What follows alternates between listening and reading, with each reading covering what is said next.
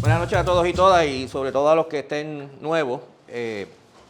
Hoy vamos a iniciar un tema nuevo, un tema tremendamente interesante e importante. Como decía en el anuncio, decía nacionalismo o internacionalismo. Lo que vamos a hablar es sobre ese tema, el nacionalismo, el internacionalismo.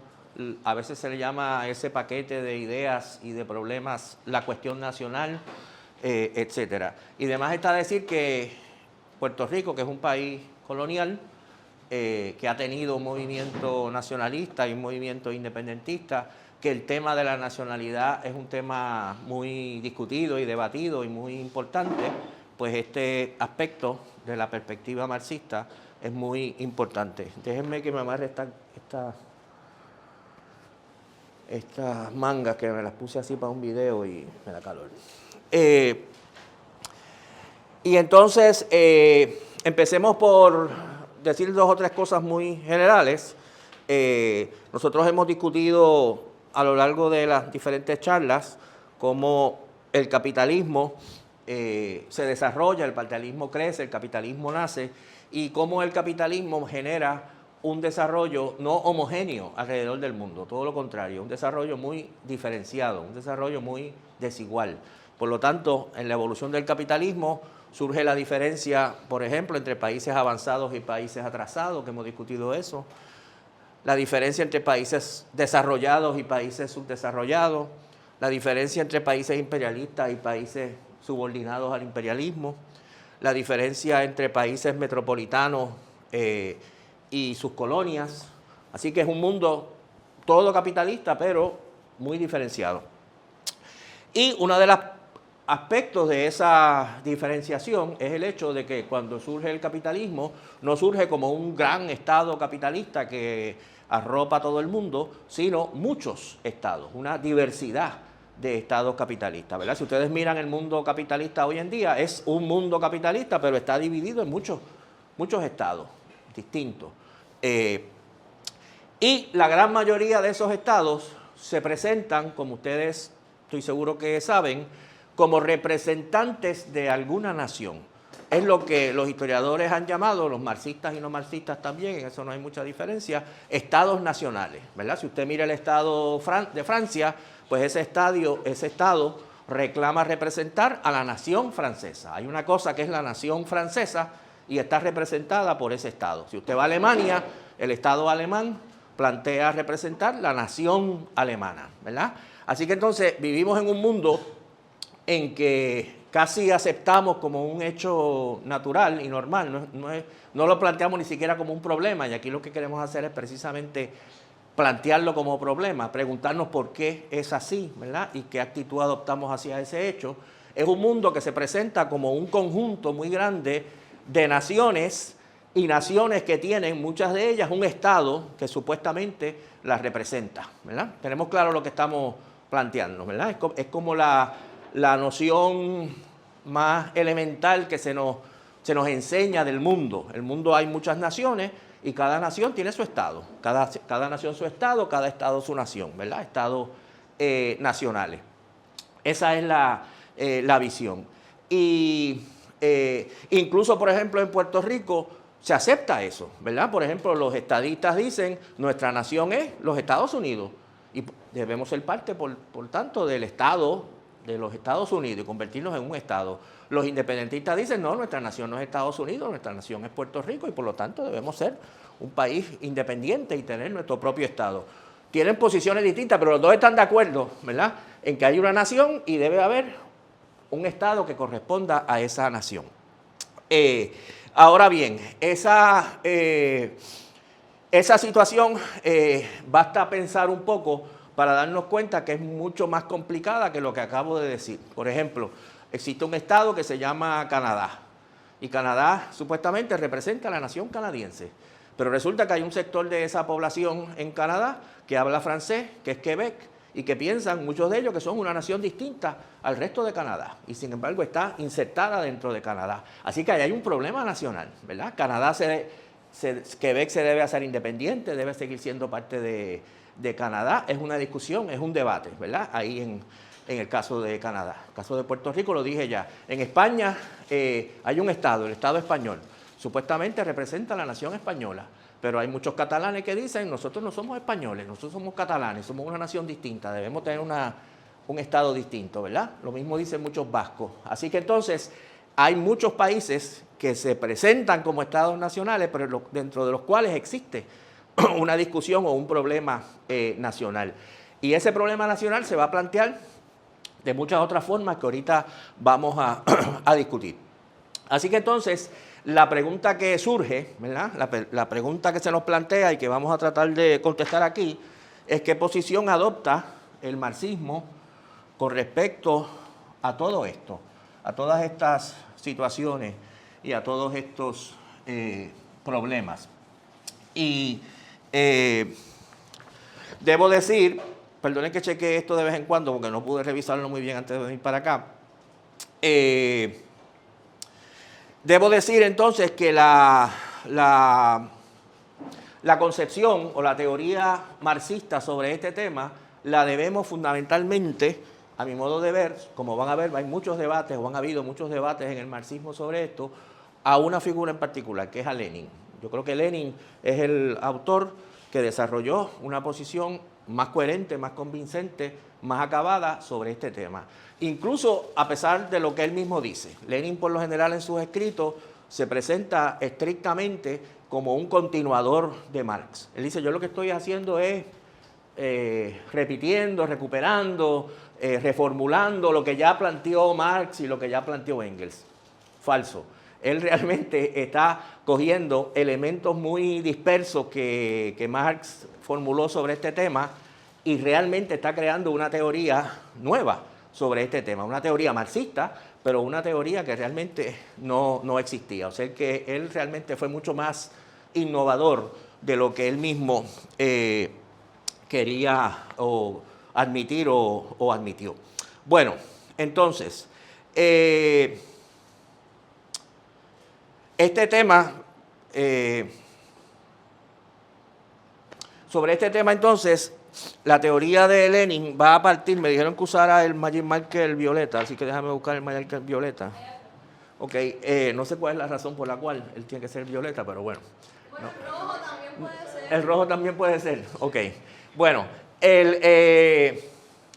la posición de Lenin parte de una idea fundamental, ¿verdad? Debemos primero partir de esta idea fundamental, que es la necesidad o la perspectiva de la unidad de la clase trabajadora. Esta es una idea sencilla que nosotros hemos planteado muchas veces. La clase trabajadora,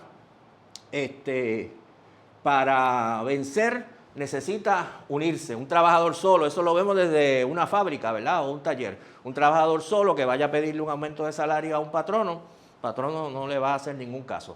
Si quiere realmente tener alguna posibilidad de lograr algo bueno, tiene que unirse con sus compañeros para entonces ir colectivamente y exigir un aumento de salario, ¿verdad? Y lo mismo con trabajadores de diferentes fábricas. Si van a hacer una petición al gobierno y van los trabajadores de una fábrica nada más, el gobierno no le va a hacer caso.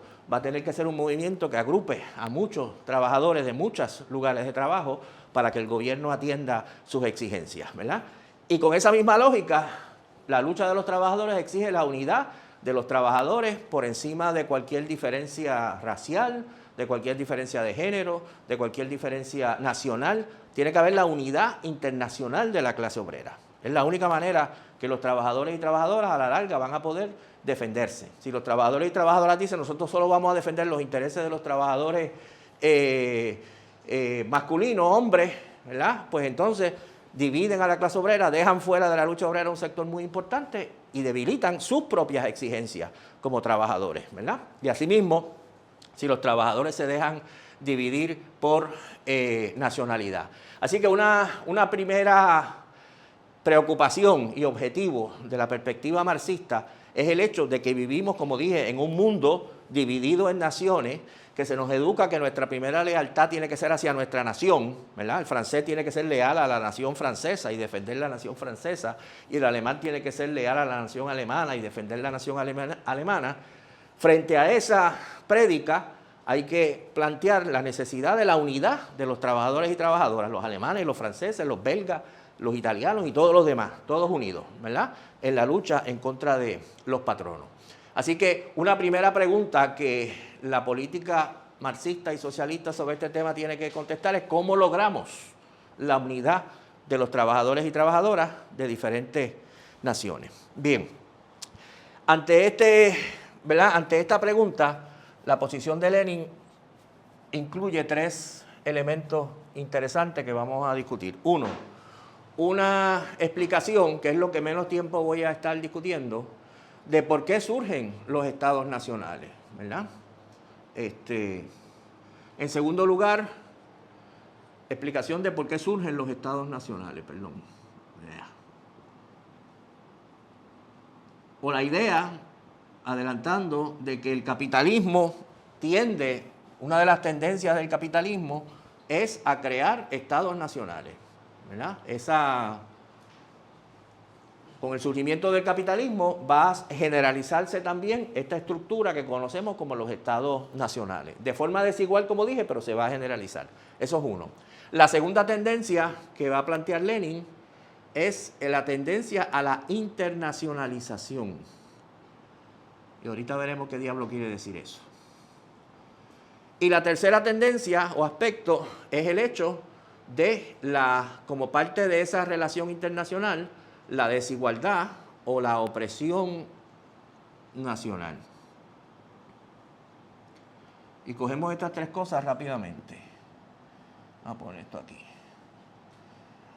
El primer planteamiento. Esto es un tema, ¿verdad?, que hay bibliotecas enteras. Este tema del nacionalismo, el surgimiento de los estados nacionales, hay una literatura amplísima de historiadores marxistas y no marxistas sobre por qué surgen, cómo surgen, de qué manera surgen, por qué razón surgen los estados nacionales, ¿verdad? Hay un consenso de que en el mundo moderno esta estructura se ha generalizado, ¿verdad? Y hay que explicar entonces por qué ha surgido. La posición de Lenin era que el capitalismo necesita básicamente 3 cosas para poder surgir y poder consolidarse. Las sociedades capitalistas necesitan primero un Estado. Hemos explicado muchas veces aquí, ¿verdad?, porque el capitalismo necesita que exista un Estado para poder organizarse. Y claro, el capitalismo cuando surge y nace ya encuentra algunos estados que ya existen, no tiene que inventarlos, hay muchos estados, ¿verdad?, ya en existencia. En segundo lugar, el capitalismo va a generar una economía de mercado que implica unificar territorios que antes estaban, muchos de ellos, fragmentados. Por ejemplo, en el caso de Europa, ¿verdad? Antes del surgimiento del capitalismo, lo que hoy llamamos Francia o lo que hoy llamamos Alemania, etcétera, estaban fragmentados en estructuras políticas mucho más pequeñas, muchas de ellas, ¿verdad? Y a veces más grandes, era como una gran pirámide. Puede haber un emperador arriba, un monarca arriba, pero más abajo habían toda una serie de señores que tenían un montón de derechos políticos, ¿verdad?, sobre diferentes territorios. Estamos claros lo que estoy diciendo. Y que eran muy fragmentados desde todos los puntos de vista. Puede que, ¿verdad?, que en este territorio se utilizara un sistema de pesos y medidas, por ejemplo, ¿verdad?, para pesar las mercancías y las cosas, y se utilizara cierta moneda y hubiera ciertos impuestos que hay que pagarle a un señor que vive en ese territorio, y en otro territorio que está un poquito más allá había otro sistema de medidas, había otro sistema de contribuciones que había que pagarle a aquel señor, había unos peajes que habían impuesto por allá, habían unas leyes que podían ser distintas con respecto a muchas cosas, etcétera. Y un territorio un poquito más allá, otro conjunto, ¿verdad? El capitalismo no puede funcionar de esa manera. El capitalismo tiene que eliminar todas esas barreras internas al comercio, ¿verdad? Que las mercancías se puedan mover libremente, que haya un sistema uniforme de pesos y medidas, que haya una moneda que pueda circular en todo el territorio, ¿verdad? Así que entonces va a haber un Estado y va a haber una economía que va a tender a integrarse sus diferentes partes en determinado territorio. Y eso va a ir acompañado de una cierta, inevitablemente, unidad o unificación cultural también, ¿verdad? En determinado territorio van a haber quizá varios lenguajes, pero uno de ellos se va a ir convirtiendo en lengua franca, la que utilizan los comerciantes para comunicarse unos con otros, y en algún momento el Estado va a tener que establecer, bueno, esta es la lengua oficial que vamos a utilizar aquí, ¿verdad? Y esta es la lengua que va a utilizar el gobierno. Y si ya hay escuela, esta es la lengua que vamos a utilizar en las escuelas, ¿verdad? Y si alguien publica periódicos, quizá va a haber una competencia en un momento dado de periódicos de varias lenguas, pero a la larga hay una que se va a ir imponiendo. Así que se da una especie de tríada, ¿verdad?, en que tenemos estados que van despejando el camino interior para el desarrollo del capitalismo, una economía de mercado que se va desarrollando y una cierta integración cultural. Dentro de este triángulo, vamos a decir, es que van a surgir los estados nacionales, ¿verdad? La idea de que esta economía, esta cultura y este estado constituyen una comunidad nacional, ¿verdad?, con unos intereses y una cultura propia, etcétera. Como dije, esto no es nada espontáneo ni sencillo, ¿verdad? En el territorio que hoy describimos como Francia, por ejemplo, se hablaban muchas cosas, además de francés, se hablaban muchas otras lenguas, y había muchas culturas regionales muy distintas, ¿verdad?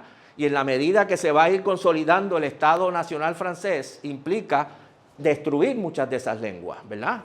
Hacer que esas lenguas vayan desapareciendo, ¿verdad? Y ya no existan, ¿verdad? No sé si está claro lo que estoy diciendo, pero esperemos que sí. Bueno, así que entonces el capitalismo tiende a crear estados nacionales.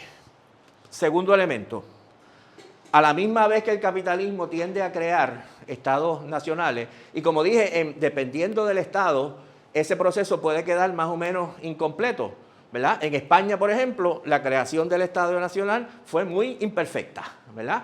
Si se hubiese completado la creación de un Estado Nacional en España a fondo, pues quizá hubiese desaparecido el vasco y hubiese desaparecido el catalán y todo el mundo estuviese hablando español y no existiera ninguna idea de que hay otras naciones dentro del Estado español, ¿verdad?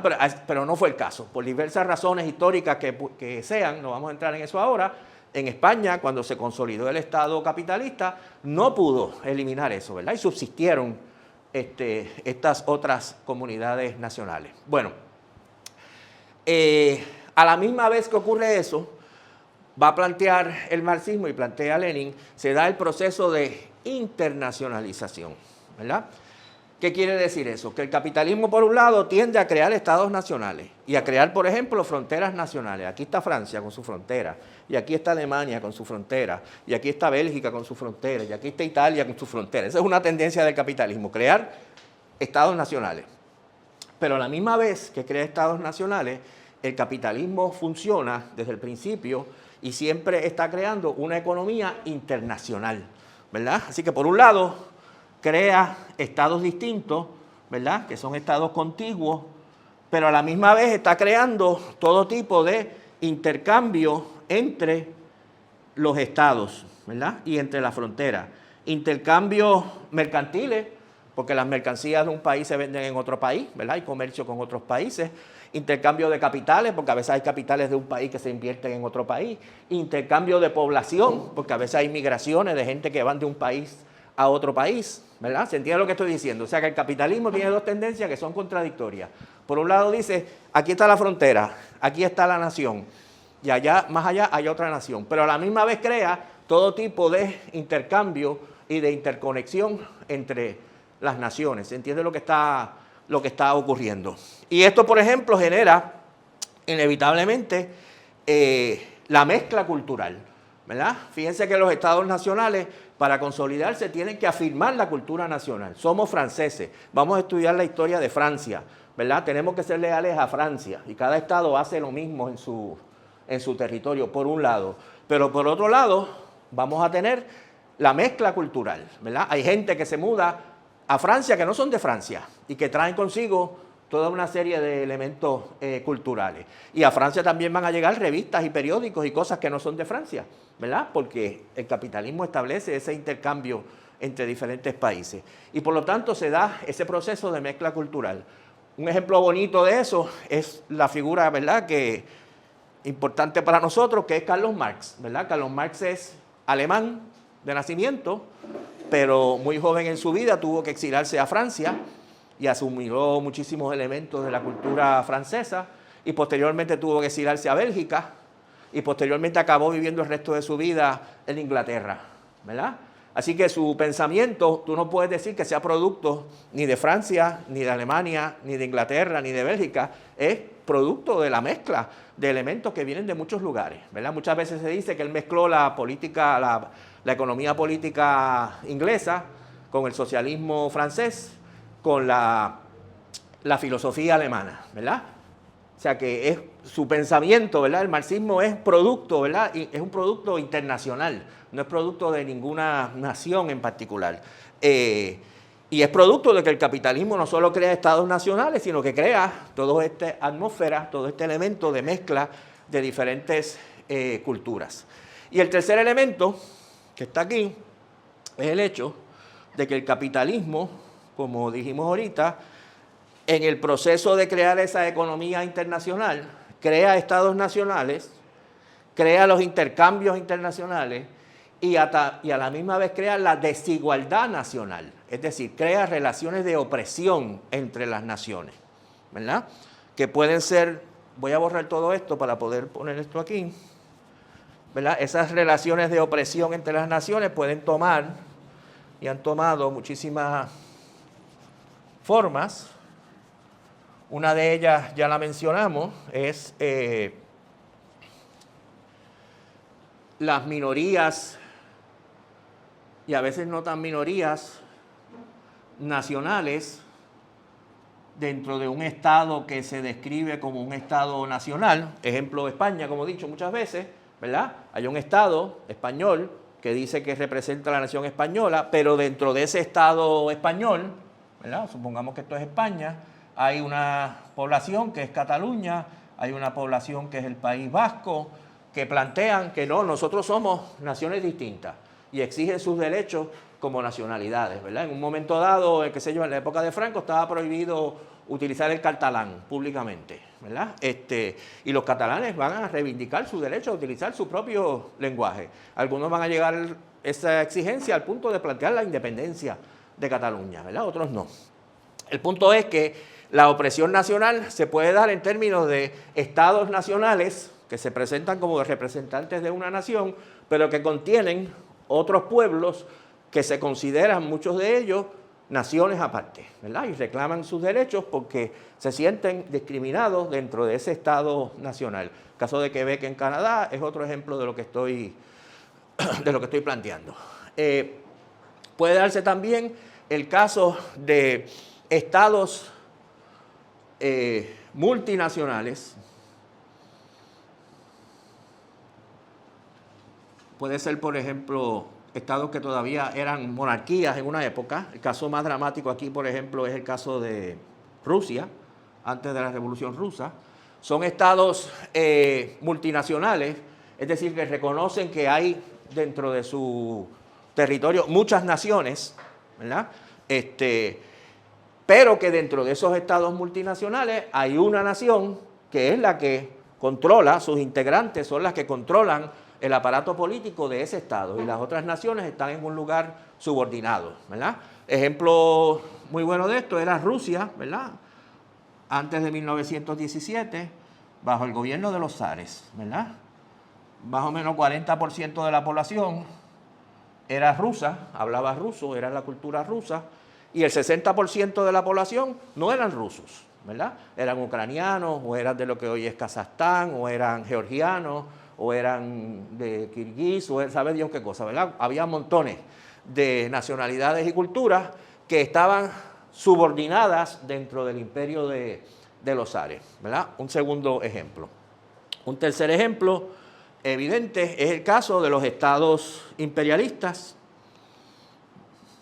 coloniales, los estados que tenían un imperio colonial, ¿verdad? Por ejemplo, Gran Bretaña, que dominaba colonialmente a la India, para coger un ejemplo, ¿verdad? O Irlanda.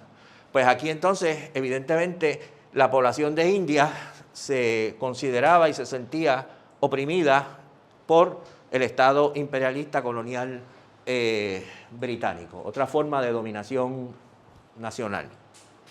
Y el cuarto, que es verdad que se parece a este, pero hay una diferencia, es el caso de la dominación por estados imperialistas de países que son formalmente independientes, pero que son en realidad, están subordinados colonialmente, ¿verdad?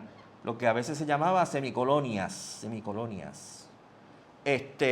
medio colonias, ¿verdad? Un ejemplo de esto es, por ejemplo, Cuba, entre 1898 y 1959, ¿verdad? Era un país independiente, formalmente, con su constitución, con su presidente, todo eso, pero realmente estaba tanto política como económicamente bajo el control de los Estados Unidos, ¿verdad? Que intervino muchísimas veces cuando lo que estaba ocurriendo en Cuba no le parecía apropiado, ¿verdad? Muchos de los países de Centroamérica, El Salvador, Honduras, Panamá, etcétera, también eran países semicoloniales, que no eran colonias directamente de Estados Unidos, pero estaban subordinados política y económicamente a los Estados Unidos. Así que entonces vivimos en un mundo en que hay estados nacionales y se considera como la norma. Segundo, hay una tendencia a la internacionalización, ¿verdad? Económica, política y de todo tipo.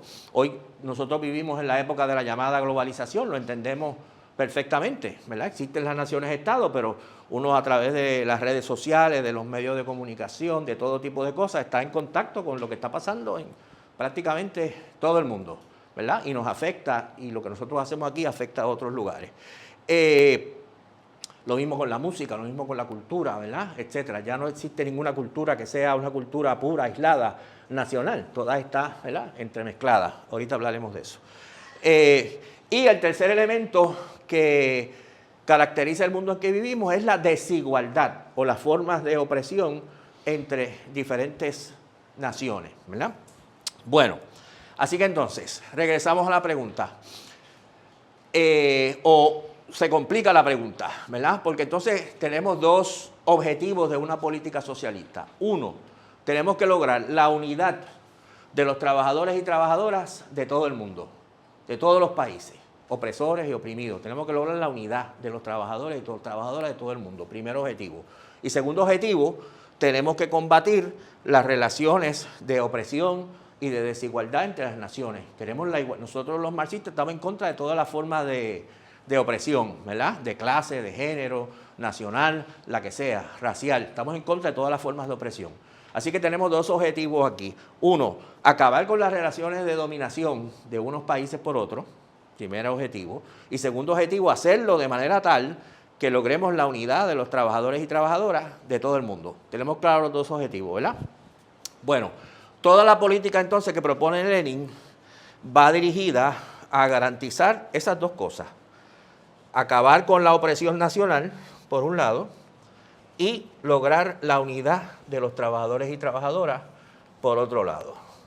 Y entonces lo que voy a hacer ahora es básicamente explicar cómo es que Lenin proponía lograr esos dos objetivos, que me parece que es una receta, por así decirlo, que sigue siendo válida, aunque tengamos que adaptar algunas cosas al presente. Bueno, y sobre esto advierto que muchas veces, tanto los críticos de Lenin como los que defienden las ideas de Lenin representan de una manera que a mí me parece que no es adecuada las ideas de Lenin sobre este tema.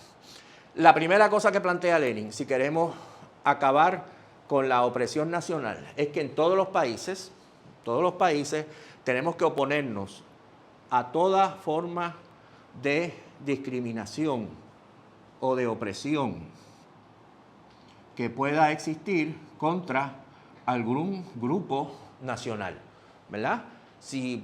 Vamos a coger el caso de Rusia, que es el caso que él se planteaba inicialmente, ¿verdad? Había prohibición, por ejemplo, de que los judíos en el imperio de los zares ocuparan ciertos puestos. No podían ser profesores universitarios, no podían ser jueces, no podían ocupar toda una serie de cosas. Por Lenin planteaba, tenemos que estar en contra de cualquier medida que discrimine contra quien sea, por una razón de origen, ¿verdad?, de origen nacional.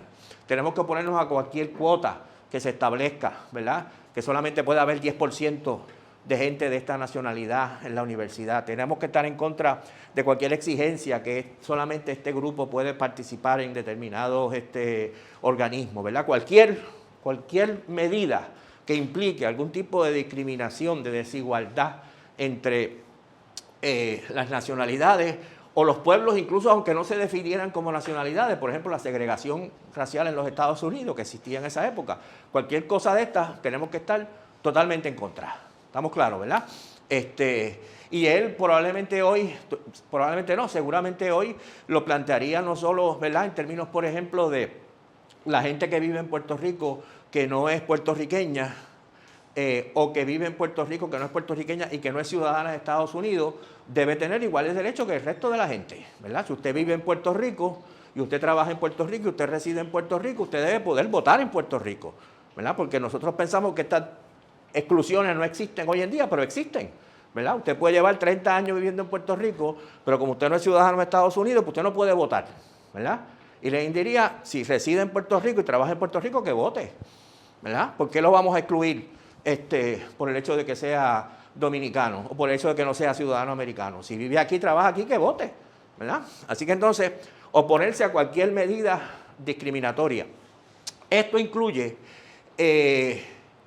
atender la realidad de las necesidades particulares de un grupo nacional. Por ejemplo, Lenin decía, en Moscú, en un debate que tiene con otra persona, hay 48.000 estudiantes no sé si en Moscú, Petrogrado, no me acuerdo, 48.000 estudiantes en las escuelas públicas en ese momento, que era bastante poco, dicho sea de paso, para ser una ciudad tan grande, pero ese es otro punto. Y él dice, en las estadísticas que se puede ver, hay un estudiante, uno, que es georgiano, de Georgia, que es ¿verdad? No es el estado de Estados Unidos, es una nación al sur de Rusia. Hay un estudiante georgiano, ¿verdad? Y él dice, sería absurdo, ahorita veremos eso, ¿verdad?, hacer una escuela especial para darle clase a este estudiante georgiano. Pero no hay ninguna razón por la cual en la escuela donde está este estudiante georgiano se pueda tener un tutor que le enseñe en georgiano y que se le enseñe historia de Georgia, ¿verdad? O sea que uno de los elementos para acabar con la desigualdad es que se atienda las necesidades de poblaciones nacionales específicas, ¿verdad? Hoy en día, por ejemplo, en Puerto Rico, uno podría decir perfectamente en aquellas comunidades donde hay una alta presencia de la comunidad dominicana en las escuelas públicas, sería lógico que en esas escuelas públicas se enseñe historia de la República Dominicana, ¿verdad? O aspectos de la historia dominicana, porque son estudiantes dominicanos, ¿verdad? Así que entonces incluye también ese elemento. Segundo punto que plantea Lenin. Digo esto porque por ejemplo, es un aspecto de la posición de Lenin que se destaca muy poco, ¿verdad? Que él planteaba la necesidad de esto que acabo de decir. Segundo punto que plantea Lenin. Nosotros tenemos que defender la autonomía territorial de aquellas zonas y de aquellos territorios que tengan una composición nacional particular, ¿verdad? Es una de las opciones que debemos impulsar. Si hay un territorio en Rusia donde hay una población grande de gente que pertenece a X o Y cultura, que no hablan ruso, pues es perfectamente normal y lógico que una opción sea que ese territorio donde vive esa población tenga un gobierno autónomo de esa nacionalidad o de esa cultura. ¿Estamos claros lo que estaba planteando? Alguna gente decía, criticaba esta posición de Lenin diciendo, lo que pasa es que las fronteras de las provincias y municipalidades del zar no corresponden necesariamente a esas poblaciones nacionales, ¿verdad? Y sería un poco complicado hacer eso. Lenin decía, no es nada complicado, porque nosotros no estamos atados a las demarcaciones creadas por el zarismo. Si nosotros tumbamos el zarismo, pues vamos a rehacer todas esas disposiciones, ¿verdad? Y cogemos 3 territorios que tienen la misma cultura y los juntamos en un territorio autónomo, y ahí los kirguises que tengan su propio gobierno autónomo, ¿verdad?, como parte del mismo Estado. Así que él defiende la autonomía territorial como una alternativa de zonas en las cuales hay determinada composición nacional. Ahora, llegamos al tercer punto, que es súper importante y es uno de los más polémicos, ¿verdad? Los dos que vienen ahora son los más polémicos. Lenin plantea que además de oponernos a la discriminación, que tenemos que oponernos, pasar leyes prohibiendo todo tipo de discriminación. Dicho sea de paso, como por ejemplo parte del oponerse a la discriminación es que Lenin planteaba que no hacía falta que un Estado tuviera una lengua oficial. Ustedes saben que, ¿verdad? En muchos países hay una lengua oficial, ¿verdad? El español es la lengua oficial de determinado territorio. Lenin decía que en un país donde hay gente de muchas nacionalidades, no hay que tener una lengua oficial, ¿verdad? No tenemos que privilegiar ninguna. Si la gente le va a escribir una carta al gobierno, que se le escribe en la lengua que quiera, y el gobierno le contestará en esa lengua. Tiene que asegurarse el gobierno que tiene gente que habla, ¿verdad?, las diferentes lenguas. Pero, anyway, eso es un detalle. Lenin va a plantear entonces que hay que reconocer el derecho de las naciones a la autodeterminación.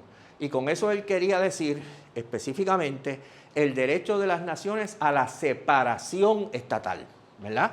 Tenemos que reconocer que las naciones oprimidas tienen el derecho a crear su propio Estado. Así que él está diciendo, nosotros a los georgianos les podemos decir, vamos a prohibir la discriminación en contra de los georgianos. Nadie va a poder discriminar en contra de los georgianos.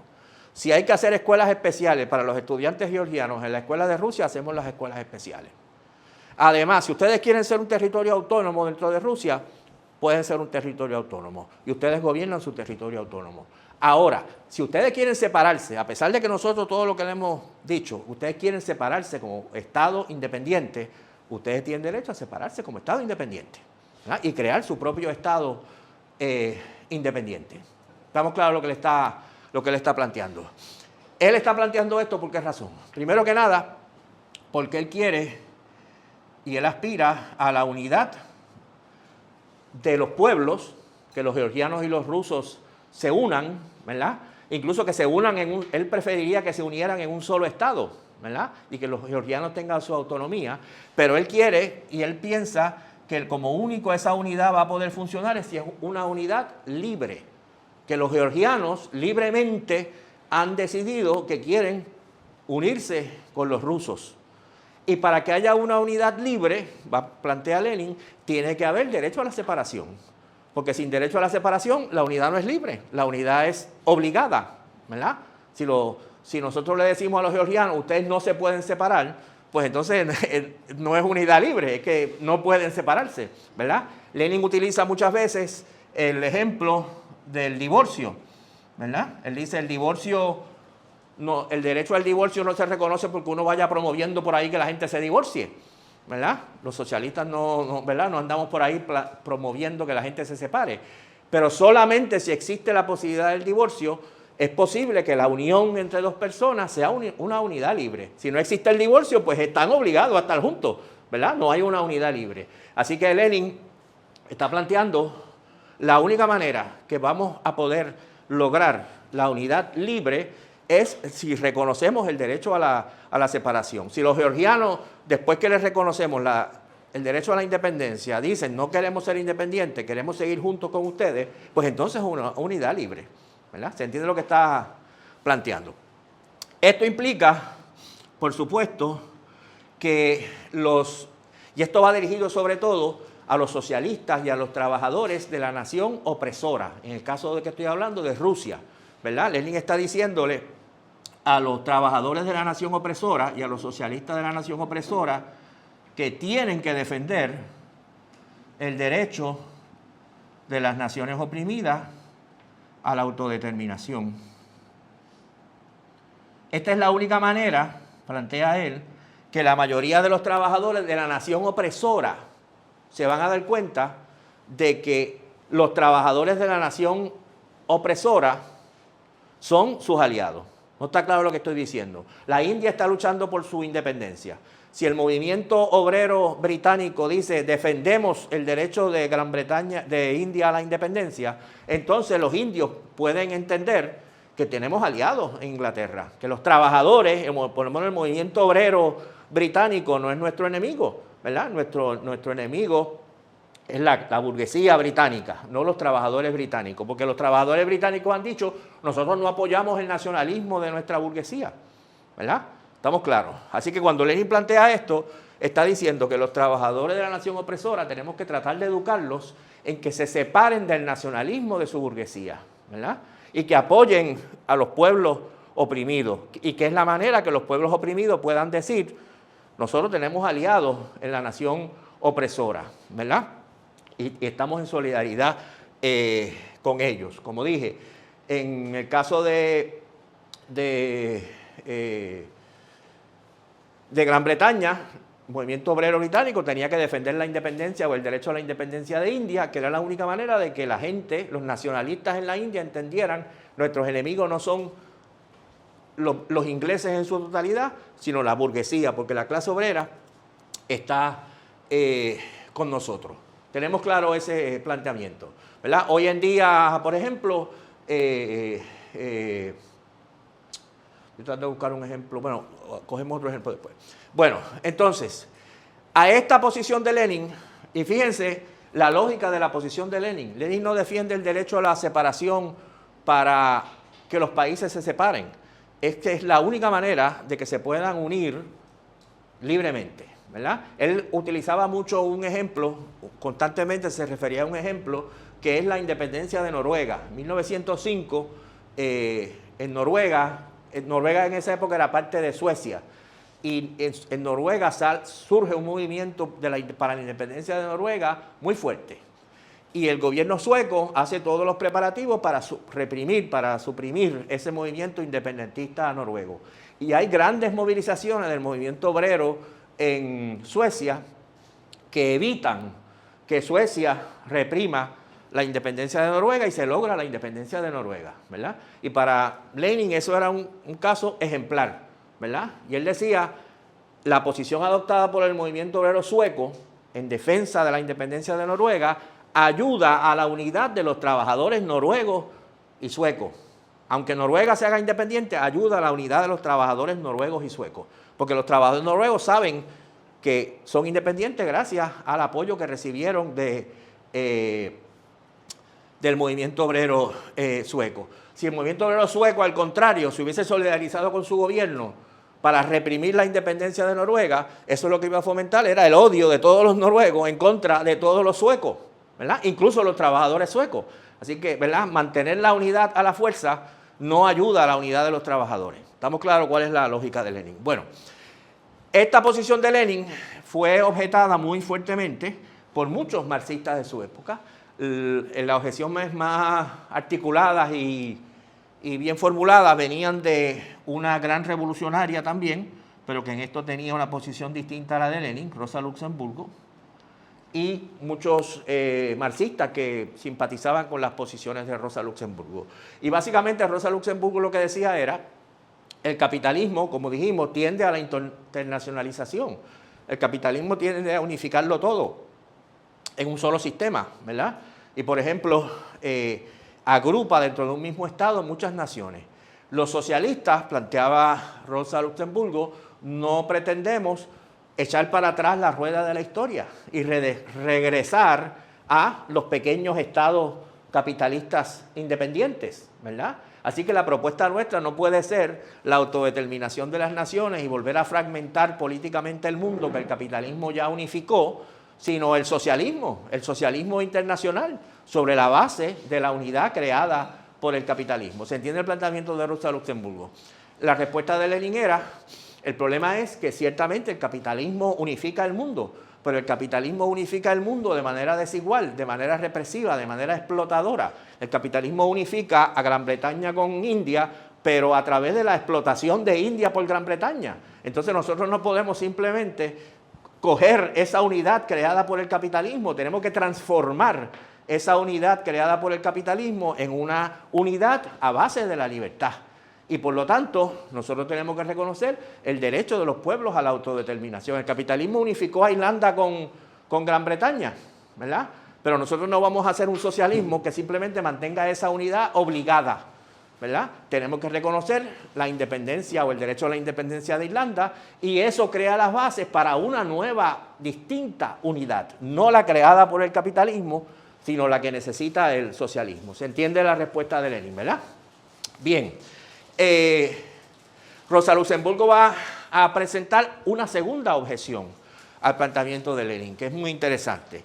Ella dice, Lenin defiende la autodeterminación y estos países que se van a hacer independientes realmente no van a ser independientes, porque en la época del imperialismo, como sabemos, el imperialismo controla incluso los países que son independientes. O sea que esa independencia, escribía ella, que Lenin les está prometiendo, es una independencia vacía, ¿verdad? Cuba, miren a Cuba, es independiente y está sometida al imperialismo. ¿Para qué, verdad, estar hablando de autodeterminación cuando ya el imperialismo impide cualquier tipo de autodeterminación? Lo que necesitamos es el socialismo internacional. Lenin va a responder a eso.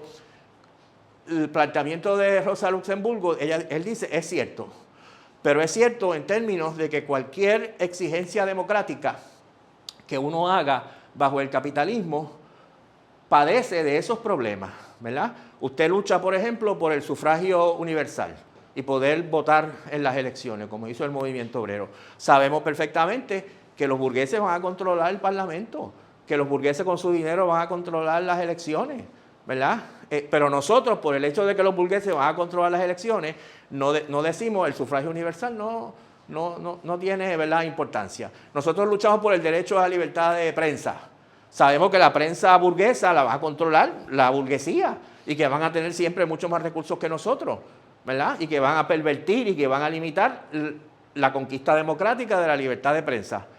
Pero nosotros los socialistas no dejamos de luchar por la libertad de prensa por el hecho de que el capitalismo vaya a recortar esa conquista democrática. Y él dice, y lo mismo pasa con la independencia nacional, ¿verdad? La independencia nacional, evidentemente el imperialismo la va a limitar, a coartar, a desvirtuar y todo lo que usted quiera. Pero nosotros no dejamos de luchar por esa conquista democrática, por el hecho de que el imperialismo, en todo caso eso demuestra que hay que acabar con el imperialismo, pero no dejar de luchar, ¿verdad?, por esta conquista democrática. Él vuelve de nuevo en ese punto al ejemplo del divorcio, ¿verdad?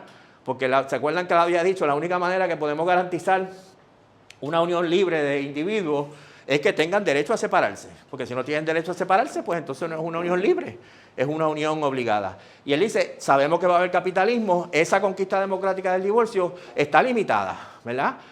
Y el ejemplo que él coge es bien interesante. Él dice, porque las mujeres, por ejemplo, la mayoría de las veces no tienen un ingreso propio, ¿verdad? Y aunque tienen derecho al divorcio, formalmente hablando, realmente no lo tienen, porque no pueden divorciarse porque se quedan en la calle, se quedan sin dinero, se quedan sin nada y están obligados económicamente a quedarse con un marido con el que no quieren quedarse, ¿verdad? Pero el hecho de que eso sea así bajo el capitalismo no quita que nosotros dejemos de defender el derecho al divorcio, ¿verdad? Como una conquista democrática. Bueno, así que entonces, ese es el planteamiento que hace Lenin en términos del reconocimiento del derecho de las naciones a la autodeterminación, que, repito, él lo ve como un camino, no para la separación de las naciones, sino para la única manera que podamos lograr la unidad y que sea una unidad libre, ¿verdad? ¿Estamos claros?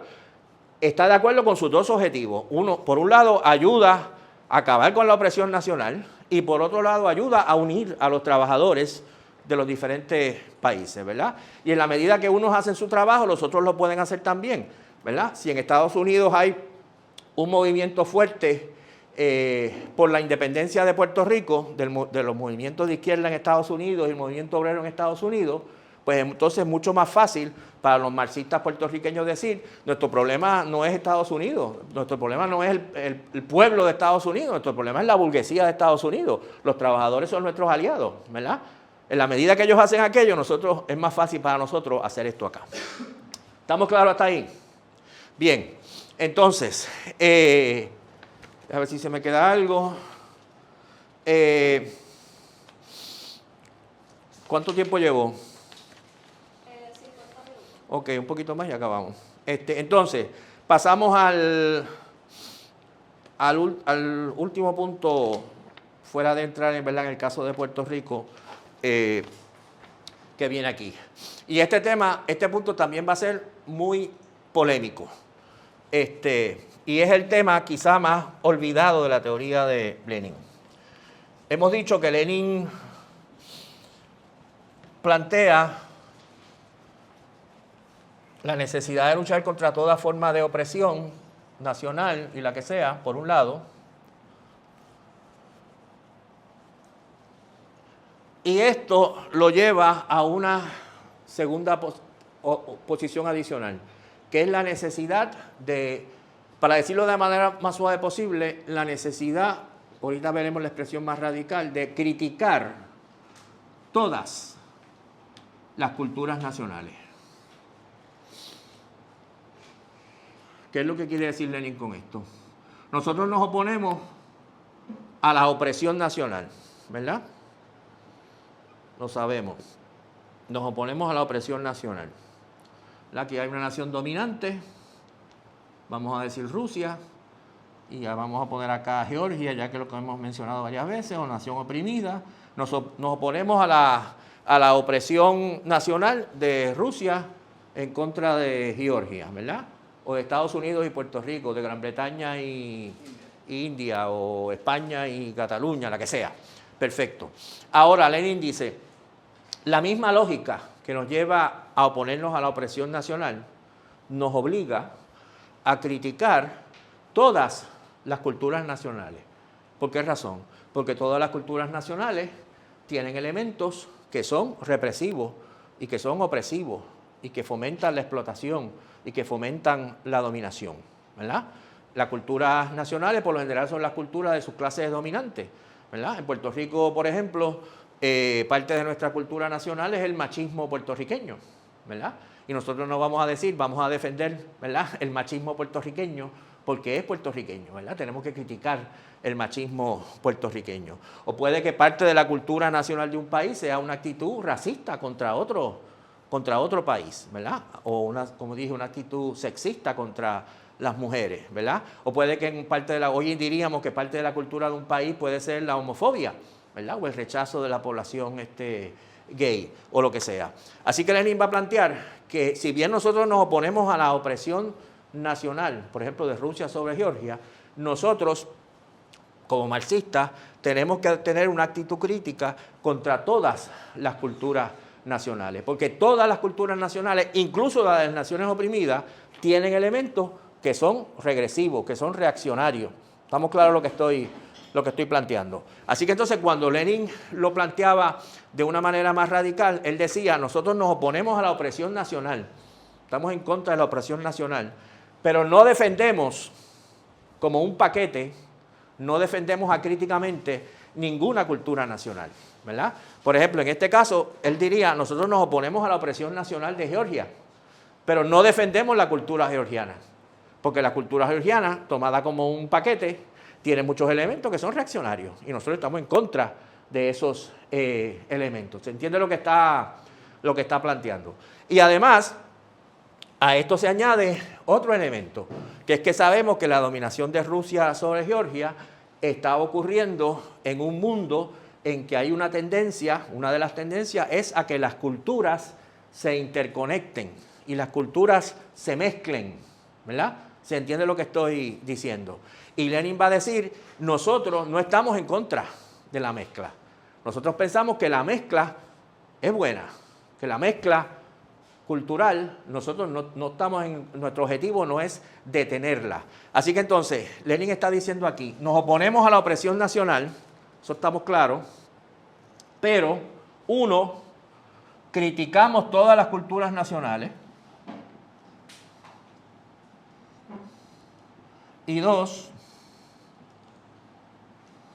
no rechazamos la mezcla que ya bajo el capitalismo se está dando de distintas culturas nacionales. Nosotros rechazamos la mezcla, decía Lenin, en la medida que sea producto de la imposición, pero no rechazamos la mezcla en la medida que sea producto del contacto entre diferentes países, ¿verdad? No sé si está claro lo que estoy diciendo. Lenin diría, para coger un ejemplo así sacado de la manga, sería inaceptable que en Puerto Rico se impusiera cierto tipo de música. En una época que se impusiera la música americana, ¿verdad? Se impusiera el rock. Todo el mundo tiene que oír rock. Está prohibida la salsa. Pero Lenin diría, estamos en contra de eso.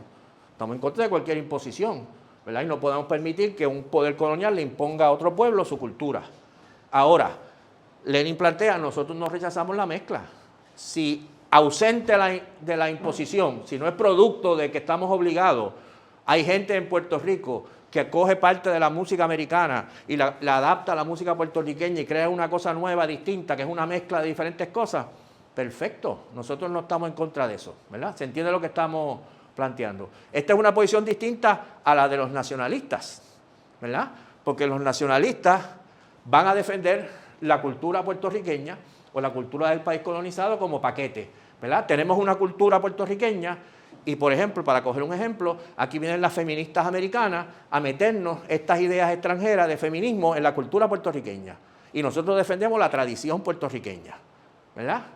Y esa plantearía Lenin, eso es una posición reaccionaria. Nosotros no tenemos que oponer si alguien nos quiere imponer las ideas de las feministas americanas, ¿verdad? Pero nosotros no nos oponemos a que si hay unas ideas progresistas que vengan de otro lugar, las adoptemos y las debemos adoptar, ¿verdad? Lenin decía, nosotros el marxismo no nació en Rusia, ¿verdad? El marxismo llegó de otro lugar y nosotros vamos a decir, vamos a defender la cultura rusa porque el marxismo es una cosa extranjera, ¿verdad? No, si el marxismo es una cosa magnífica, llegó de otro sitio, pues la cogemos, ¿verdad? Y por lo tanto no rechazamos, como dije, no rechazamos la mezcla. Muchos nacionalistas van a rechazar la mezcla. Hay una cultura puertorriqueña, ¿verdad? Hay una música puertorriqueña. Ustedes quizás son muy jóvenes y no se acuerdan, pero yo me recuerdo en la década de 60 y 70 y el 80 había todo un pánico que la música americana iba a acabar con la música puertorriqueña, ¿verdad? El rock se iba a quedar con todo. Y tenemos que defender la cultura y la música puertorriqueña en contra del rock, ¿verdad? Porque el rock es un enemigo de la música puertorriqueña, ¿verdad? Lenin diría, eso es una posición absurda, ¿verdad? Tenemos que estar en contra de que nos impongan el rock. Si prohibieran la salsa y nos imponen el rock, pues evidentemente estamos en contra. Ahora, si el rock llega y la gente le gusta el rock y la gente lo adopta y la gente crea un rock isleño, un rock puertorriqueño y sabe Dios que cuánta otra cosa, pues eso es el curso de la cultura. Nosotros no estamos en contra de la mezcla, ¿verdad? Estamos en contra de la mezcla obligada, estamos en contra de la imposición, que es una posición distinta, como dije, a la de los nacionalistas, que tienden a defender la cultura puertorriqueña en bloque y que tienden a rechazar la mezcla con otras cosas, porque eso es la impureza, ¿verdad? O el debilitamiento de nuestra identidad, etc. Y ahí hay una diferencia fuerte entre la posición que plantea Lenin y la posición que históricamente han defendido mucha gente, no todo el mundo, en el independentismo puertorriqueño. Bueno, entonces, para concluir, un ejemplo muy interesante de la posición de Lenin es un texto que les invito a que lean, cortito, que se llama El orgullo nacional de los grandes rusos. Ese es un texto que él escribe en 1914, cuando empieza la Primera Guerra Mundial, ya empezada, que Rusia está involucrada en la guerra, que hay un auge tremendo del patriotismo ruso, ¿verdad? Para ir a la guerra y apoyar al gobierno del zar durante la guerra. Y Lenin se pregunta si es legítimo o si está bien que exista o que se sienta un orgullo ruso, ¿verdad? Un orgullo nacional de la cultura propia, de la cultura rusa. Y él plantea que sí, ¿verdad? Igual que si nosotros nos preguntáramos, ¿es legítimo un orgullo, ¿verdad?, de ser puertorriqueño, de la puertorriqueñidad? Lenin responde que sí, pero es curioso, ese sí suyo es muy curioso, ¿verdad? Él dice que sí, pero él dice, ¿por qué es legítimo?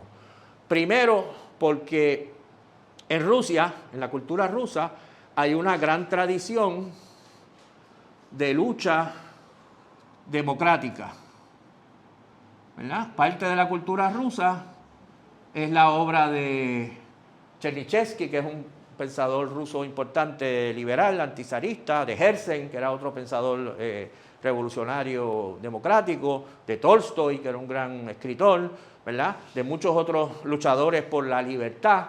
Y nosotros tenemos derecho a estar orgullosos de toda esa dimensión de la cultura rusa, que ya dice a él, demuestra que Rusia también, al igual que otros pueblos, tienen una gran tradición democrática. O sea, que es algo que no hace especial a Rusia, ¿verdad?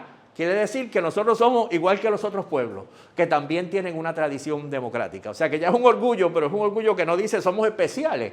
Es que no, somos iguales que todo el mundo, porque otros pueblos también tienen una lucha, una cultura democrática. O sea, que los hace iguales a otros países. Entonces, no nos hace especiales. Segundo, él dice, si bien estamos de acuerdo con la tradición y somos orgullosos de esa tradición democrática rusa, eso quiere decir que tenemos que estar en actitud de rechazo, en actitud de crítica, en actitud de repudio del otro aspecto de la cultura rusa, que es precisamente todos los elementos de la cultura rusa que son opresivos y represivos, ¿verdad? Y chauvinistas y todo lo demás, ¿verdad? Parte de la cultura rusa también es el antisemitismo tradicional, parte de la cultura rusa es el rechazo de otros pueblos oprimidos, es la celebración del zar, es el rechazo de la democracia, etcétera, ¿verdad? Así que, por un lado, él está diciendo, claro que hay que ser orgulloso de ser ruso. Eso quiere decir defender una parte de la cultura rusa, no toda, una parte que además no nos hace especiales, y implica atacar la otra parte de la cultura rusa. Y tercer elemento, para poder fortalecer los elementos democráticos, nosotros que estamos orgullosos de ser rusos, tenemos que aceptar todos los elementos democráticos que vengan de otras culturas, ¿verdad? Y para colmo, ¿verdad? Dice, como quien está comandando esta guerra que estamos involucrados ahora es el zar, y su objetivo es fortalecer todo lo que es terrible que hay en Rusia, pues nosotros, como somos rusos orgullosos de ser rusos, tenemos que luchar por la derrota de Rusia en esta guerra. ¿Verdad? Que los nacionalistas rusos dirían, tú sabes, no me quieras tanto, ¿verdad? ¿Verdad? Así que entonces, fíjense cómo Lenin convierte el orgullo ruso en algo que es en realidad muy crítico de la cultura rusa, ¿verdad? Y que plantea distanciarse de muchos aspectos de la cultura rusa para defender los aspectos de la cultura rusa que realmente son democráticos y son progresistas.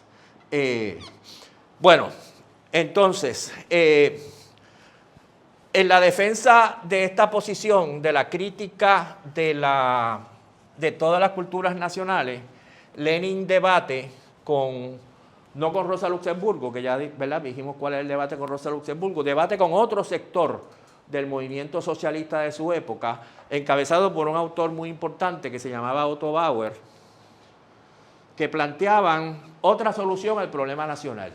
Y la solución que ellos planteaban era la autonomía cultural.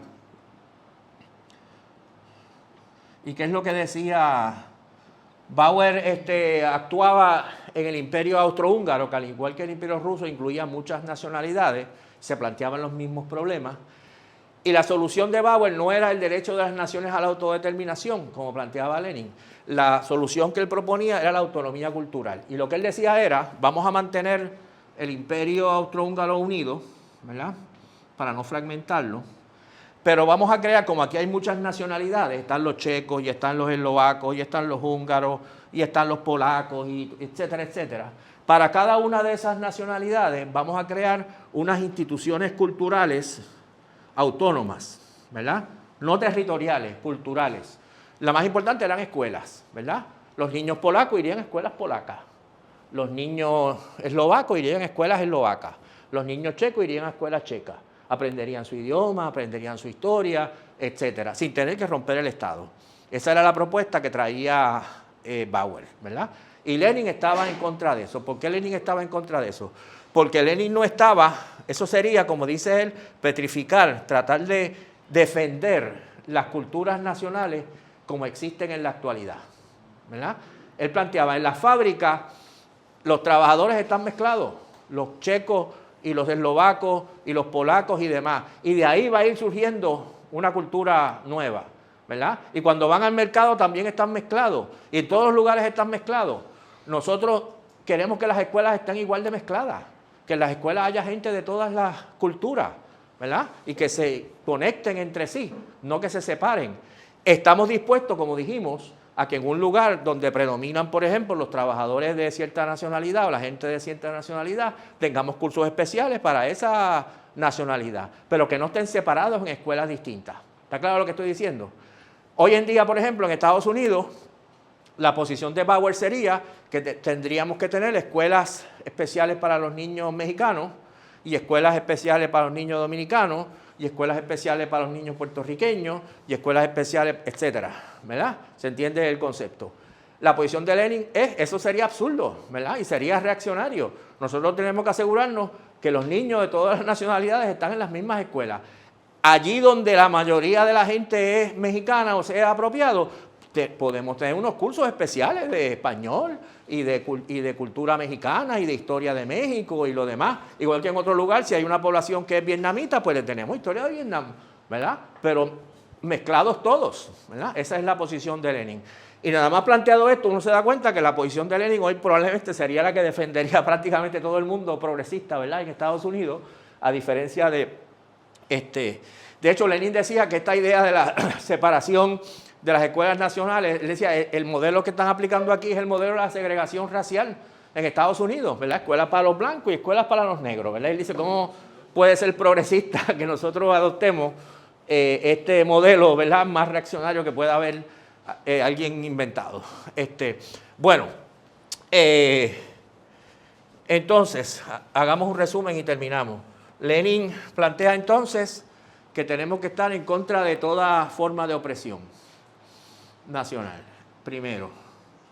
Segundo, que tenemos que defender la igualdad y el rechazo de toda discriminación dentro de cualquier estado contra cualquier nacionalidad. Tercero, que parte de ese rechazo de la desigualdad y defensa de la igualdad está la posibilidad de la autonomía territorial. Fíjense que es la autonomía territorial, no la cultural que planteaba Bauer. 4, la necesidad de reconocer el derecho a la independencia como la única manera de lograr una unión libre entre las naciones y la unidad de los trabajadores de diferentes naciones. 5, la crítica de todas las culturas nacionales porque tienen todas elementos reaccionarios. 6, la apertura a la mezcla de las diferentes culturas. Nos oponemos a la mezcla obligada, pero no nos oponemos a la mezcla. Lo que queremos es quitar el elemento de imposición, no el elemento de la mezcla. ¿Y cuál se me queda? La legitimidad, es legítimo del orgullo nacional. Uno se sienta orgulloso de su país, de su nación, con los criterios que señalamos anteriormente, ¿verdad? Que son estos dos. Uno está orgulloso de su nacionalidad, pero uno no critica su cultura nacional. Y uno está abierto a la mezcla de su cultura con otros elementos que vienen de otras culturas. Y lo dejamos ahí. Es interesante, en el caso de Puerto Rico, hay algunas figuras que se han acercado muchísimo a esta posición. Esto no ha sido lo que ha predominado en el independentismo puertorriqueño, ¿verdad? Muchas veces ha predominado lo opuesto, a pesar de que ha sido refutado sistemáticamente, ¿verdad? Ustedes cogen hoy en día, por ejemplo, una figura como Bad Bunny, ¿verdad? Que se ha convertido casi en un emblema de la cultura puertorriqueña y de la afirmación nacional puertorriqueña, pero Bad Bunny no es producto de la cultura puertorriqueña en aislamiento y en su pureza no mezclada con otras cosas. Es producto precisamente de la mezcla, ¿verdad? El género que desarrolla Bad Bunny se nutre de muchos elementos, ¿verdad? Que no vienen de Puerto Rico, ¿verdad? Y que han enriquecido la cultura puertorriqueña. Así que yo les podría dar algunos ejemplos de Puerto Rico, pero no sé si ya he hablado demasiado, es mejor que pasemos a las preguntas o doy los ejemplos. ¿Qué dice la coordinadora? ¿Qué dicen ustedes? ¿Doy 2 o 3 ejemplos rápidos? Bueno, un ejemplo bien interesante. ¿Cómo fue? ¿Tienes un ejemplo? Un ejemplo. Voy a dar dos. Un ejemplo muy interesante es uno de los líderes independentistas, los primeros líderes independentistas en Puerto Rico después de la invasión americana de 1898, que es Matienzo Cintrón, Rosendo Matienzo Cintrón, una figura bastante olvidada dentro del independentismo. Y Matienzo Cintrón es una figura bien interesante, porque en 1898, cuando llegan los americanos, él adopta una posición estadista.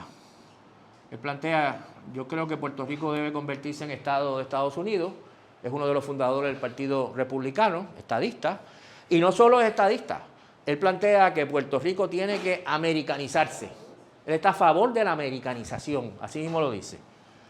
Está a favor de la americanización. Ahora, cuando usted mira lo que él quería decir con esto de americanización, él quería decir la separación de iglesia y Estado, la creación de un sistema de escuela pública, darle más oportunidades en la vida profesional a las mujeres, el promover la ciencia en contra de las ideas religiosas anticuadas y el autogobierno, que Puerto Rico pudiera gobernarse a sí mismo, ¿verdad? Como un Estado de Estados Unidos. Esa era su visión. Su visión era que la estadidad era el camino para modernizar a Puerto Rico, ¿verdad?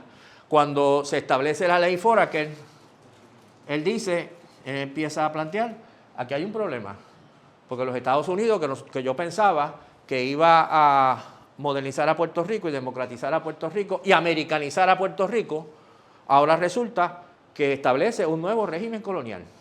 Y él va a ir evolucionando y va a ir, su lógica va a ser, el gobierno de Estados Unidos se ha convertido en el enemigo de la americanización. Para americanizarnos vamos a tener que hacernos independientes, porque los americanos no nos dejan americanizarnos, porque para él la americanización era, como dije, una estructura democrática en Puerto Rico. Pero fíjense entonces que su concepción de la y por lo tanto él va a ser uno de los fundadores más importantes del Partido de la Independencia en 1912, que es el primer partido que defiende la independencia bajo el gobierno americano. Y Matienzo lo dice a sí mismo, para americanizarnos vamos a tener que ser independientes. Esto es el colmo, ¿verdad? Pero fíjense lo que él está diciendo. Él está diciendo que él quiere la independencia no para defender la cultura puertorriqueña, no para que se quede como estaba antes, ¿verdad? Él quiere la independencia para cambiar la cultura puertorriqueña, ¿verdad? Para transformar la cultura puertorriqueña. Y él lo dice explícitamente, ¿verdad? No puedo traer citas aquí, ¿verdad? Pero él dice, es absurdo que nosotros rechacemos algo que es positivo por el hecho de que venga de un país que nos está oprimiendo. Si aquí vienen unas ideas democráticas de Estados Unidos, nosotros vamos a luchar contra el colonialismo americano, pero no vamos a rechazar estas ideas, ¿verdad? Él menciona específicamente las ideas del feminismo, por ejemplo. Aquí están llegando las ideas del feminismo americano. Nosotros no nos vamos a decir, bueno, como es americano, pues que se vaya el feminismo por otro lado. No, lo abrazamos y seguimos luchando contra los americanos. Así que su concepción era, la cultura puertorriqueña se va a mezclar con un montón de cosas. Nuestra tarea no es defender la cultura puertorriqueña, nuestra tarea es acabar con el colonialismo. Y una vez acabemos el colonialismo, nuestra cultura evolucionará y cambiará y se transformará. A mí me encanta una frase suya, una cita suya que es, él dice, es algo así como, nunca podemos dejar de ser Puerto Rico. Como diciendo, no se angustien, Puerto Rico no va a desaparecer, ¿verdad? Pero nunca vamos a poder ser el Puerto Rico que éramos, ¿verdad? O sea, ya no vamos a poder ir para atrás, olvídense de eso. El mundo sigue cambiando. Un segundo ejemplo muy interesante es Rubén del Rosario, que quizá ustedes nunca han oído hablar de él. Rubén del Rosario fue el primer lingüista puertorriqueño académicamente hablando. Antes de eso había gente que había estudiado la lengua en Puerto Rico, pero no científicamente, vamos a decir. Él se gradúa a principios de la década del 30 y desde muy temprano Rubén del Rosario va a llevar varias campañas. Una de ellas es contra la idea de que, esto es la década del 30, la idea de que se está destruyendo, está desapareciendo, se está desarticulando, está degenerando el español en Puerto Rico. Él dice, el español en Puerto Rico no está desapareciendo, ni está degenerando, ni los anglicismos lo van a destruir. Él es independentista, pero dice, los independentistas no podemos estar por ahí diciendo que tenemos que lograr la independencia para defender el español. No hay que defender el español, gente, el español no va a desaparecer. en Puerto Rico. Estamos en contra de la imposición del inglés, que es absurda. Estamos en contra de la imposición del inglés en las escuelas, que es pedagógicamente un disparate, ¿verdad? Pero incluso con lo que están haciendo en las escuelas, no se agiten, el español no va a desaparecer. Nuestro problema es acabar con la colonia, no defender el español de los anglicismos. Y entonces él dice, el problema aquí con mucha gente es que confunde absurdamente la vida con la muerte. El español de Puerto Rico, dice él, está evolucionando, está cambiando. El español nuestro no es el mismo que nuestros abuelos y el de nuestros nietos no será el mismo que nosotros. Pero eso no quiere decir que esté muerto, eso quiere decir que está vivo, porque si está vivo tiene que cambiar, ¿verdad? Tiene que evolucionar. La única lengua muerta, por ejemplo, es el latín. El latín está muerto, el latín no cambia. ¿Por qué razón? Porque nadie lo habla, ¿verdad? Está muerto. Pero si el español de Puerto Rico está vivo, eso va a implicar que va a cambiar y que va a evolucionar. Y en esa evolución, en ese cambio constante del español de Puerto Rico, viviendo en un mundo donde hay constante contacto con otras cosas, se va a mezclar con otras cosas. Es inevitable que el español de Puerto Rico en su evolución va a ir recogiendo palabras de otros lugares, por ejemplo, del inglés. Va a recoger montones de palabras del inglés y las va a incorporar. Algunas las va a incorporar y las va a botar después, las va a dejar de usar, ¿verdad? En la década del 30 se utilizaba mucho en Puerto Rico interview, para hablar de entrevistas, ¿verdad? Muñoz Marín concedió una interview a nuestro periódico. Nadie usa interview nada hoy en día, ¿verdad? Prácticamente nadie. Fue un anglicismo que tuvo su época de gloria y murió. Y así hubo otros. Hay otros anglicismos que se van a hispanizar, ¿verdad? Que se van a convertir en una palabra en español, meeting, que todo el mundo lo usa hoy en día, ¿verdad? M-I-T-I-N, ¿verdad? Que viene de meeting en inglés, ¿verdad? Lo cogimos, lo adoptamos y lo hispanizamos. Y otros todavía mantienen, ¿verdad?, su expresión en inglés. Pero él dice, eso es signo de vida, no es signo de muerte. Y él plantea lo mismo, traslada esa idea a la cultura, ¿verdad? La cultura, no solo el idioma nuestro, va a evolucionar, ¿verdad? Y va a cambiar, y la cultura nuestra no es igual a nuestros abuelos, ni la de nuestros nietos va a ser igual a la nuestra, y se va a mezclar con 40 cosas que vengan de otros sitios. Y eso no es indicación de degeneración cultural, es indicación, en todo caso, de vida cultural, ¿verdad? Él incluso llega, es curioso porque ya en la década del 30, él plantea, él llega al extremo de decir, podría pasar que en Puerto Rico desaparezca el español y acabemos hablando inglés. Pero si tenemos algo que decir distinto a otros pueblos, lo vamos a decir en el inglés puertorriqueño, que va a ser un inglés distinto al de otros países, ¿verdad? Él coge como ejemplo Filipinas, ¿verdad? Dice, Filipinas adoptó el inglés, perdieron el español, ¿verdad? Y pues la cultura filipina existe en inglés, ¿verdad? No desapareció la cultura filipina por ese hecho, ¿verdad? Él no pensaba que iba a pasar eso, pero incluso plantea eso, hasta eso puede pasar. Y si pasa libremente, no producto de la imposición, pues pasó, ¿verdad? Lo planteo que es curioso porque 3 décadas después hubo gran debate en Puerto Rico sobre si podía existir una cultura o una literatura puertorriqueña en inglés, ¿verdad? Producto del surgimiento de literatura neoyorrican, ¿verdad? Y la posición de Rubén del Rosario hubiese sido, pues claro que sí, pues claro que sí. Si la experiencia de estos puertorriqueños en Estados Unidos, que es muy particular y muy específica, los lleva a expresarse en inglés, pues en inglés se expresan, ¿verdad? Y es perfectamente legítimo y parte de nuestro desarrollo como cultura. Así que entonces hay algunas figuras que... hay un libro interesante sobre Matienzo Cintrón, casi todo eso de Matienzo Cintrón, que se llama Respuestas al colonialismo en la política puertorriqueña, se lo recomiendo. Y hay un ensayo bastante largo sobre Rubén del Rosario, que creo que se puede conseguir en internet, que toca todos estos temas. Es de un tipo que se llama Bernabe, Rafael Bernabe, creo que es. Y ahí pueden chequear esas cosas. No, está ahí, no. Salió publicado en la revista de Estudios Hispánicos. Ahí es que salió publicado. Si acaso yo puedo tratar de buscarlo y mandarlo por la listita nuestra, para que lo chequeen, ¿verdad? Porque... bueno, jóvenes, hemos cubierto una gran cantidad de material bastante complicado en un poquitito tiempo, así que pueden haber muchas preguntas. Metan mano.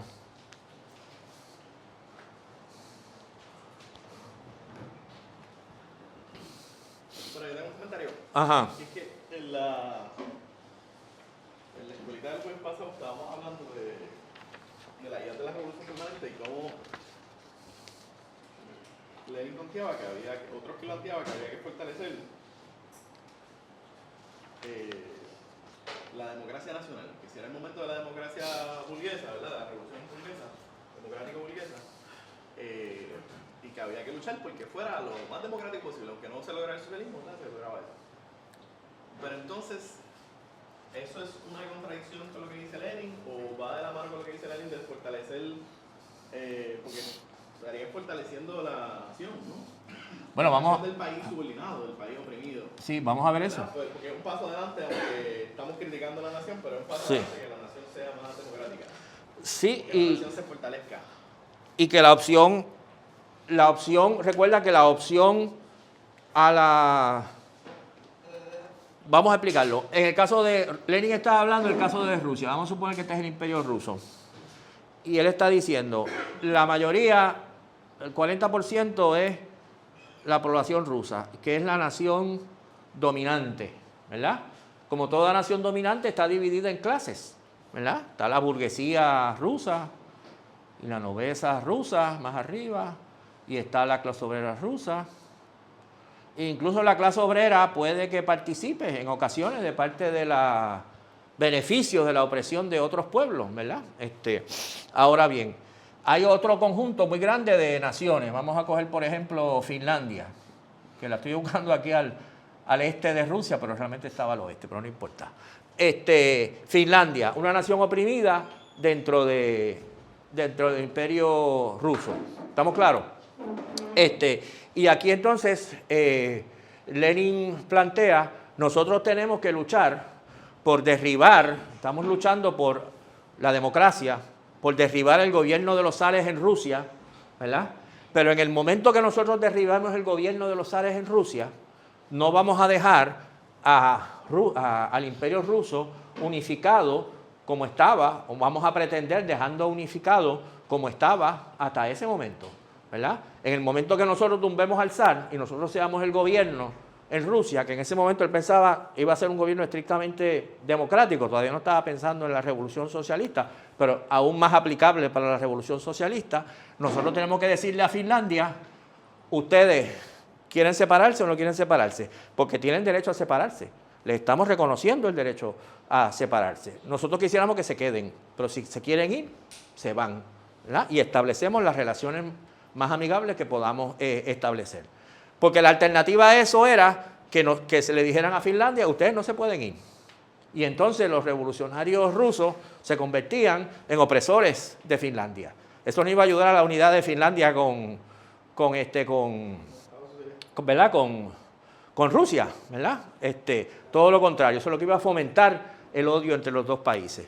Así que entonces Lenin planteaba, el programa democrático de la Revolución Rusa incluye tumbar la nobleza, incluye establecer una república en Rusia, incluye repartir la tierra a los campesinos, incluye reconocer el derecho de las naciones oprimidas a la autodeterminación. Si se quieren quedar, se quedan, si se quieren ir, se van, ¿verdad? Pero nosotros no las vamos a obligar a que se queden, ¿verdad?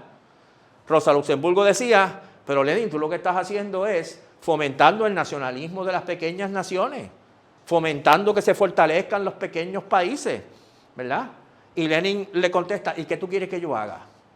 ¿Que mande las tropas rusas para evitar que Finlandia se haga independiente? ¿Cómo ayuda eso a la unidad? La unidad obligada, ¿cómo eso ayuda a la unidad a largo plazo de Finlandia con Rusia? Eso es lo que va a alimentar los odios de Finlandia en contra de Rusia, ¿verdad? Así que si Finlandia se quiere hacer independiente, que se haga independiente. Es la única manera de que más adelante los finlandeses digan, fíjate, vamos a hacer una federación, vamos a unirnos con ustedes para hacer algo juntos, libremente.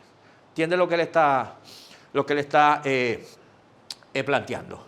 Así que entonces, y el caso que coge es un caso perfecto, porque efectivamente Lenin plantea, hay que dar reconocerle el derecho a la independencia. En Finlandia había un movimiento independentista fuerte y él dice, tenemos que reconocer su independencia, ¿verdad? Cuando triunfa la revolución en el 17, Finlandia se hace independiente, ¿verdad? Y Lenin plantea, bueno, lo único que podemos hacer, ¿qué vamos a hacer? ¿Obligarlo a que se queden a la fuerza? O sea, eso no va a crear condiciones para ¿verdad? Para una liberación. El caso de ¿verdad? De otros países, pues es más o menos el mismo. Hoy en día, por ejemplo, en España, que hay un movimiento fuerte de independencia catalán, el planteamiento mío es que los socialistas castellanos tienen que tener una posición de reconocer el derecho a la independencia de Cataluña, ¿verdad? Es la única manera de que Cataluña se quede como parte de España libremente, ¿verdad? Si no se quiere quedar, pues que no se quede. Pero no podemos decir, nosotros los castellanos pensamos que es mejor para el socialismo que Cataluña se quede y por lo tanto Cataluña no puede ser independiente. Los catalanes van a decir, tú a nombre del socialismo lo que estás es imponiéndonos la dominación española, ¿verdad? Tiene lo que estoy planteando, ¿verdad? Si Inglaterra puede haber un socialismo que se presente muy lógico de un punto de vista internacionalista, pero que su internacionalismo lo que esconde es un nacionalismo, ¿verdad? Si los británicos dicen, no, lo que más le conviene al socialismo es que India no se haga independiente, los indios van a decir, ustedes a nombre del socialismo nos quieren mantener el control británico sobre India, ¿verdad? Eso no es internacionalismo, eso es imperialismo británico disfrazado de internacionalismo, ¿verdad? Así que entonces la posición de Lenin va a ser el reconocimiento de la independencia. Fíjense que la diferencia grande de esta posición que yo estoy esbozando con nosotros en Puerto Rico, si fuéramos a seguir las sugerencias de Lenin, tendríamos que denunciar el colonialismo, obviamente.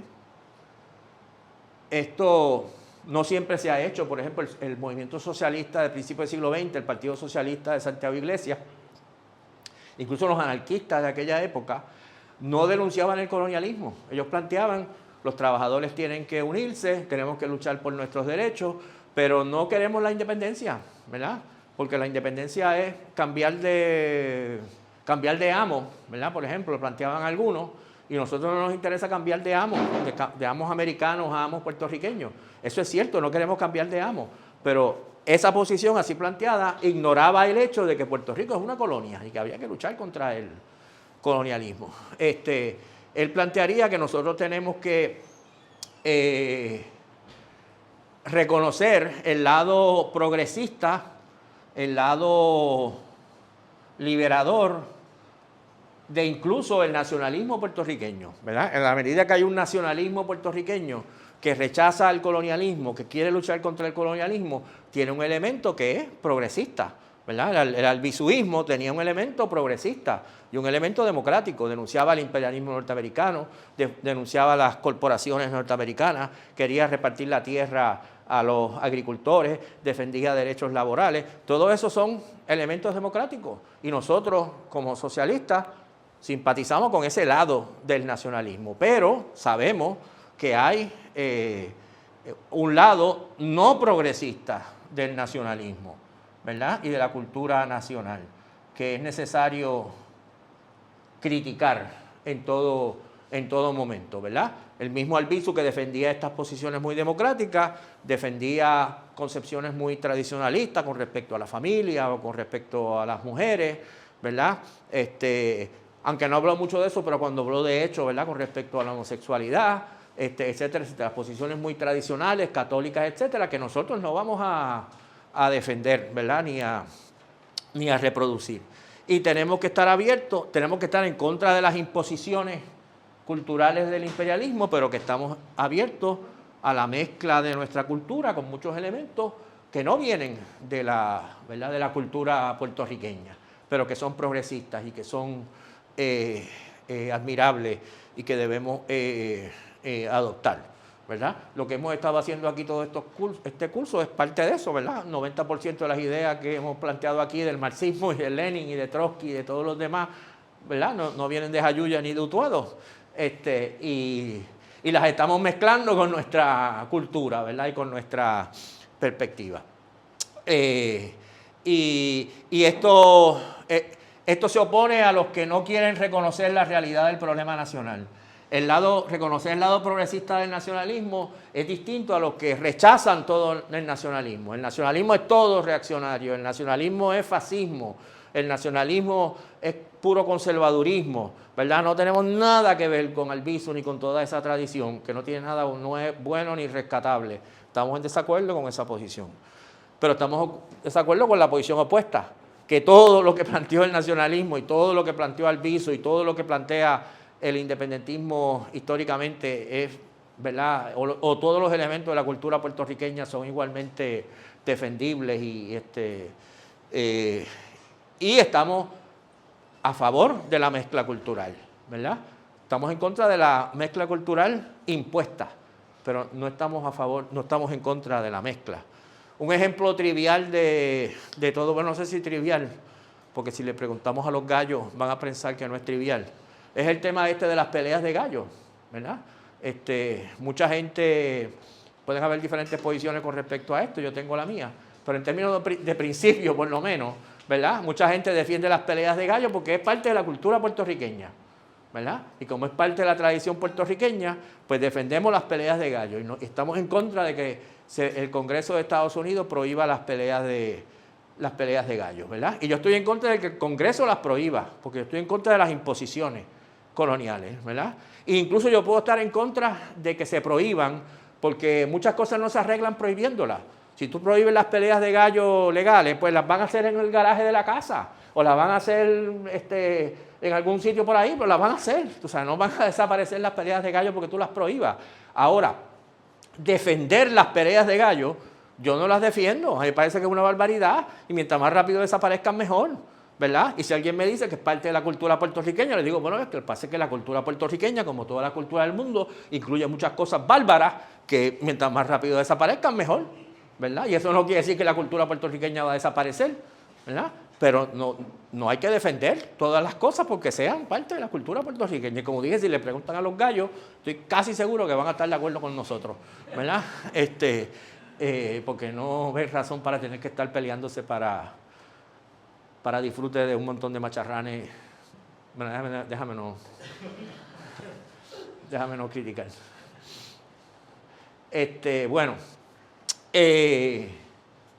Yo escribí un artículo que se llama Lenin y los gallos, que también trabaja este tema. Sí,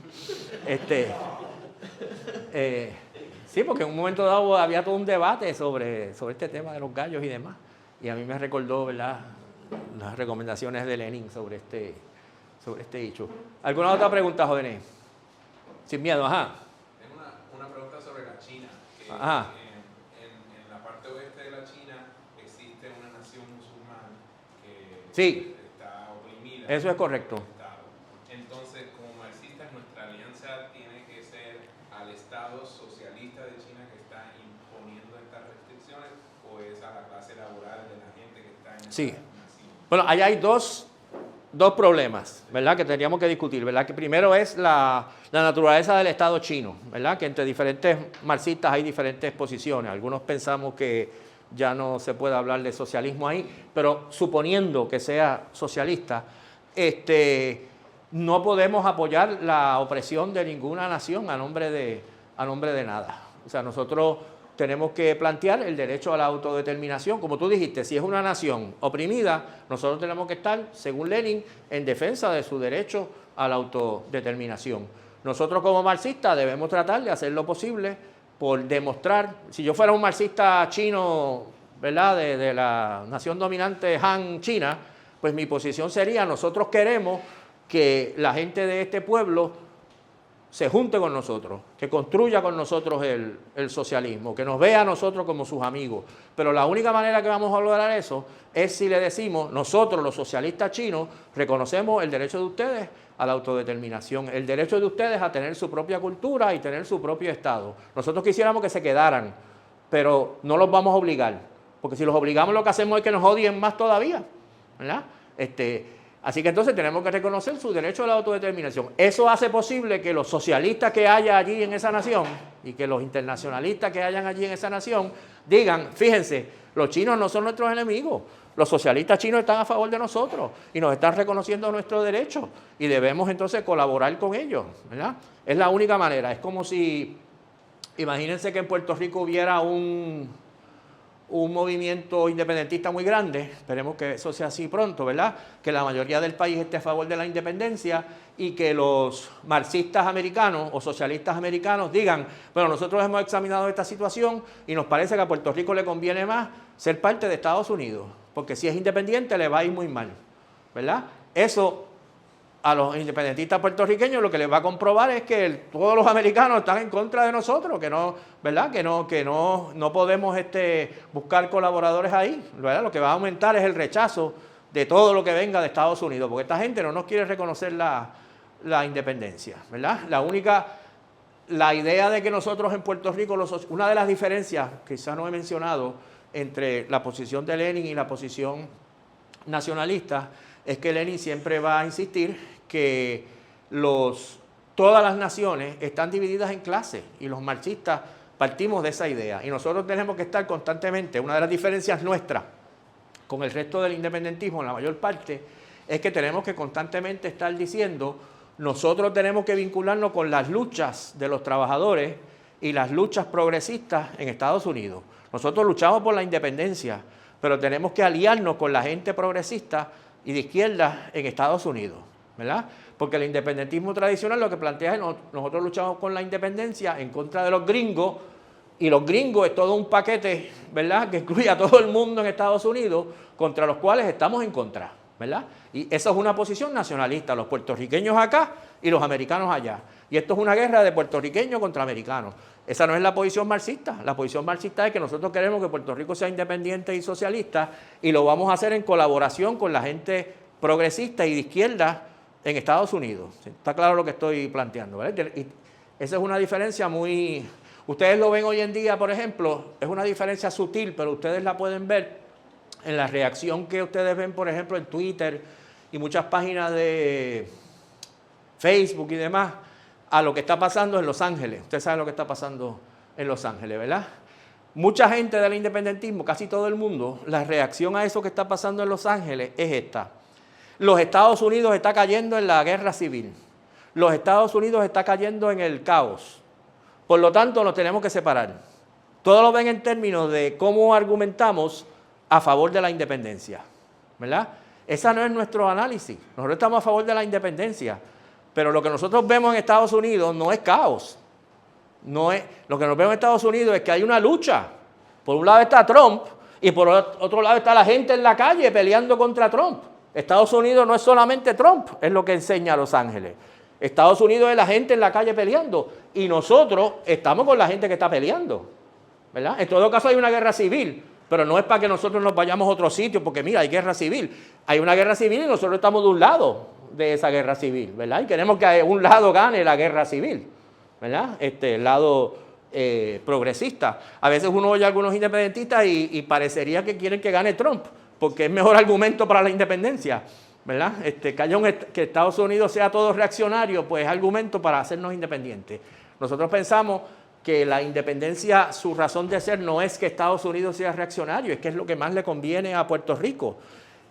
Y esa independencia que queremos se beneficia mientras más fuertes sean las fuerzas progresistas en Estados Unidos, ¿verdad? Si lo que predomina en Estados Unidos es Trump, la independencia que vamos a tener va a ser, vamos a estar golpeados por esa bestia, ¿verdad? Si en Estados Unidos prevalecen fuerzas progresistas, pues la independencia tendrá mucho más espacio favorable para poder hacer todas las cosas que querramos hacer.